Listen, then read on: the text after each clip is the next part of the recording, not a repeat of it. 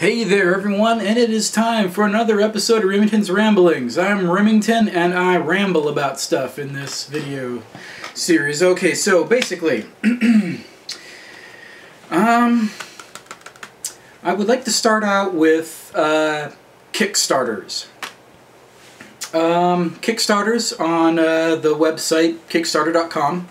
Basically, if you're looking for an alternative to a miniature war game, there is pretty much no better time than right now to get into some other war game if you're looking for an alternative to Games Workshop games. All right, so essentially, you know, if you're tired of Games Workshop's bullshit business practices of trying to screw over the little guy and just ban-hammering their fans who try to be proactive on the internet, there are alternatives. I mean, you know, there's not just Warhammer 40k and Warhammer Fantasy.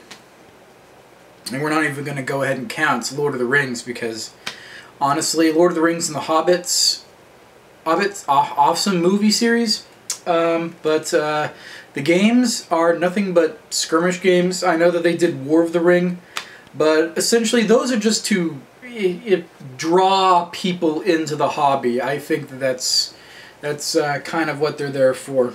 There are hardcore fans of the game, but mostly it's just 40k and fantasy. But, you know, there's a lot of alternatives out there. I mean, obviously, you know the big ones, which are War Machine and Hordes and Malifaux. But, you know, there are a lot of other games out there. I mean, check this out. This is a game called Warpath. Alright? Now, this is a Forge Fathers one-player battle set. Okay? So, this is what you get in it. You get, you know, basically you get 10 regular guys, you get 10 veteran guys, and you get, you know, this big thing right here, which is essentially, for all intents and purposes, a dreadnought. Okay, so basically, if we're going to go ahead and talk about 40k terms, you're going to get in this one set 10 tactical marines, 10 veterans, there is a generic HQ mixed in here, and a dreadnought. That is essentially what you get in this thing. And I think, all told, this is about, I think with shipping, is going to cost you about 40 bucks. Yeah, I'm not even kidding. 40 bucks to, you know, to start an army. Basically, Warpath is made by Mantic Games. Mantic Games, okay. So, basically, what they did is they made a futuristic sci-fi game that is supposed to be its own game. I mean, this comes with, like, a miniature rule book for, you know, all the, you know, here it says, includes rules and dice, okay? So, there you go, rules and dice. But essentially, what this is they made a game that is an alternative to Warhammer 40k models. So you would buy these things, and then you could piece together a 40k army using cheapo models. They put out rules, essentially, so that they could say, no, Games Workshop, we're not trying to infringe on your intellectual property or, you know, corner you out of the market. We have our own game. See, we have rules. But essentially, these, you know, their entire line. I mean, there's, you know, I think they're called like Enforcers or something like that. Are a blatant ripoff of Imperial Guard. You can create an Imperial Guard army. I mean, not even kidding. With their set for that. I mean, the heavy weapons teams. The base size for like the heavy weapons teams is exactly the same size. The, for lack of a better term, las cannons are the same size as 40k las cannons, and there's 2 guys crewing these heavy weapon teams. I think the only thing that they're missing are Sentinel Walkers. That's it. That's all they're really missing is the Sentinel Walkers. Now, they don't have any tanks.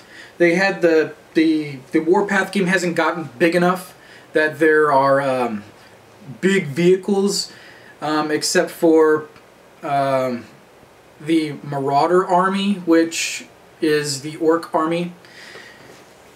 But the Warpath is definitely a real way to go for getting models for 40k. So if you want to play 40k on the cheap, if you're new getting into 40k and you're like, holy crap, what's with all these prices and it's so impossible to find anything online for a good price. Yeah, it's because you can only buy stuff for Games Workshop online from their own store and on eBay. That's pretty much it.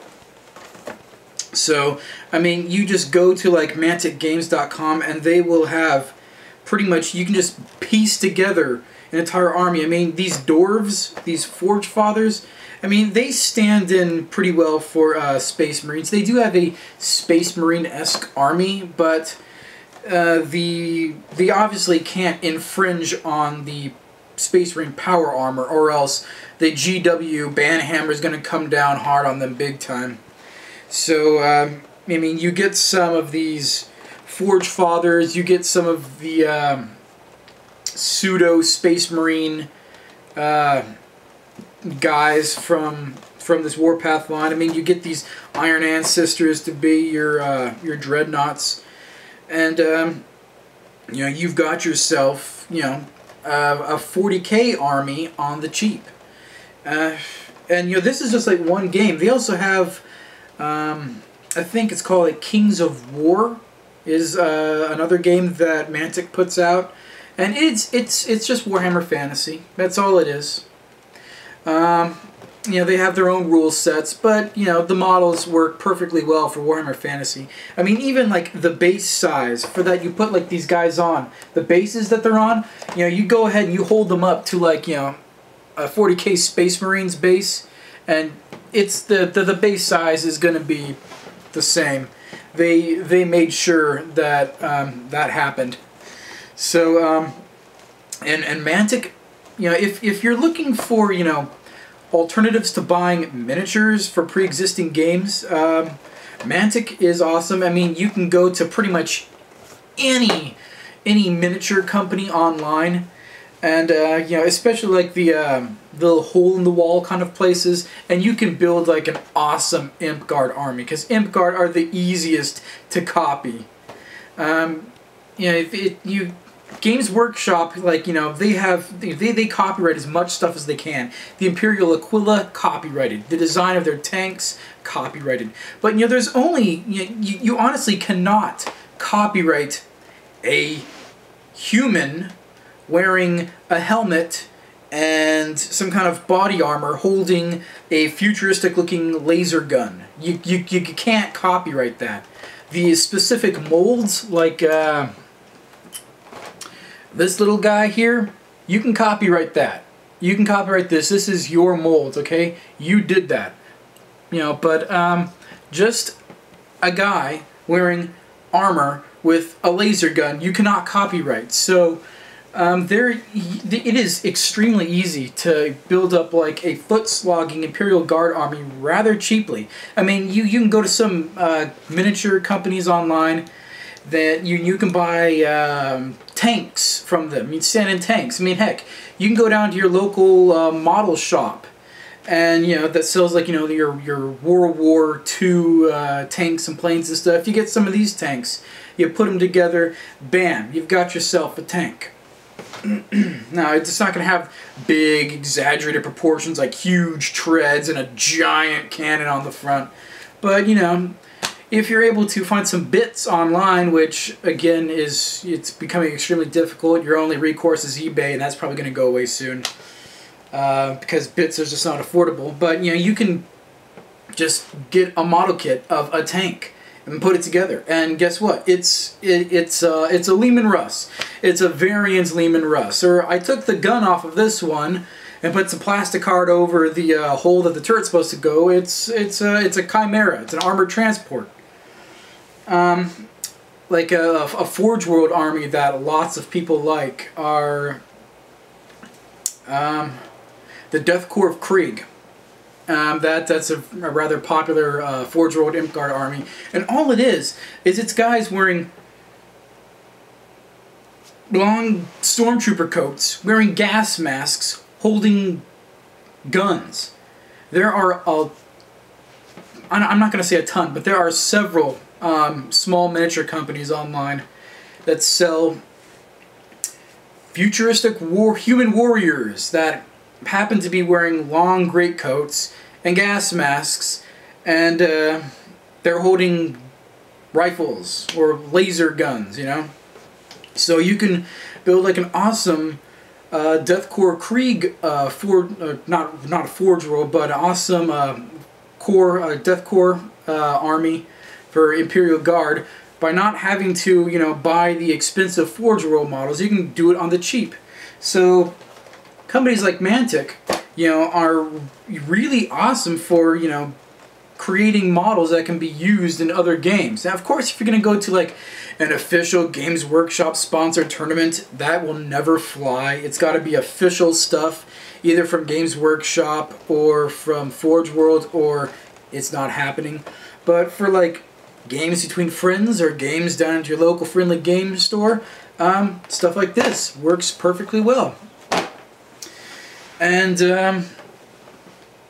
Mantic puts out more than just Warpath and Kings of War. They put out their own independent games. One of them is called Dreadball. Dreadball, which is basically like a futuristic football / rugby, where they take like some fantasy races where you get like humans and orcs and it's freaking like aliens, cyborgs, straight up android robots, and like they're just playing this game like a freaking football, only it's super violent. It's kind of like futuristic Blood Bowl, and it's a super fun game. Honestly, I haven't played it, but I've seen bad reports. It looks really interesting, and if you're looking for you know, an alternative to Games Workshop games, I mean, like I was saying in the beginning of this video, there is no better time than now. And I started out by mentioning Kickstarter, and Kickstarter is really awesome right now because basically, I forget the name of the company, but the game was called Kingdom Death. Kingdom Death was a miniature game that this one company put up on Kickstarter to try and fund, and they made just, I don't know how much money, well over $1 million on just this one game, raising funds for it. So after that, people were like, holy crap, you can actually crowdfund a miniatures game? So then all these people are starting to put up like all these games on Kickstarter, and you know, honestly, some games are just gonna crash and burn. It's unfortunate, but it's the truth. There are several games out there that lots of people have had fun with, and there are still some hardcore fans of, but the games just no longer exist because they crash and burn. And unfortunately, some of these Kickstarter games, once they come out, they're gonna crash and burn. They gotta have a strong fan base, and some games look like they're going to be real winners. Like, I backed a Kickstarter called Wild West Exodus. I got myself an entire Warrior Nation faction. That one looks like it is definitely gearing up to be a big game. They have, I think, like a total of 10 factions planned for this game. And they have 4 full factions out right now with parts of a 5th. They've got vehicles, they've got heavy vehicles, heavy weapons. It's looking like it's going to be a real contender. And they're also releasing like a comic book series that will like have like named characters in there, and then it'll introduce new characters, new factions. At the back of the issue, there's going to be like scenarios that you can play out with the minis and stuff. So Kickstarter is like a a perfect way to get into another a game for cheap. Another one was called Spine Spur. I ended up not backing it just because I didn't have money at the time, but that looked like an interesting skirmish-based game.